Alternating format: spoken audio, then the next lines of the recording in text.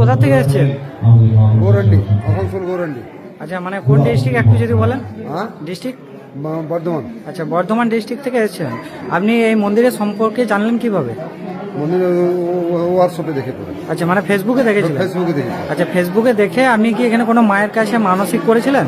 মায়ের কাছে আমি এসেছিলাম, আচ্ছা। দুবার আসা হলো। আচ্ছা, এই নিয়ে দুবার আসা হলো।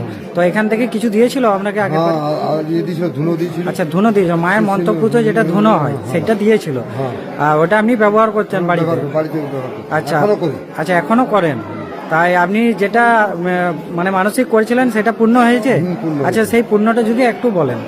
আমি লটারিতে পেয়েছিলাম 4 লাখ টাকা। আচ্ছা, ওইটা নিয়ে মানসিক করা ছিল? হ্যাঁ, আমি পেলে আমি কিছু দেবো। আচ্ছা, তো একটু পুরস্কার মানে আপনি কত পেয়েছেন যদি একটু বলেন?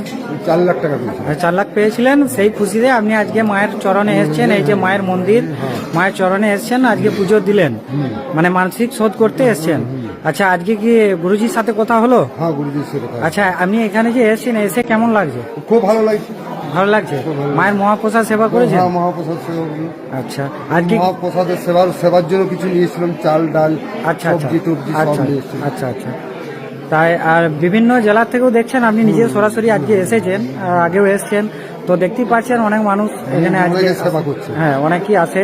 এবং এই যে মহাপ্রসাদ গুরুজি এখান থেকে কোনো তার জন্য কোনো মূল্য নেয় না, এবং যারা দূরের থেকে আসে তাদের জন্য থাকার ব্যবস্থাও করে থাকে। হ্যাঁ, থাকার ব্যবস্থা আছে। হ্যাঁ, তাই আজকে কি গুরুজি কিছু দিয়েছেন? হ্যাঁ, দিয়েছি। দিয়েছেন। তা আপনি খুশি তো? আমি খুশি।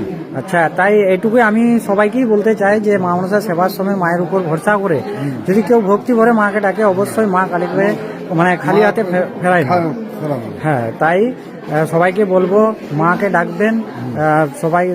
সবাই মা মনসা দেবীকে, আমাদের যে পদ্মাবতী রয়েছে ওনাকে স্মরণ করবেন।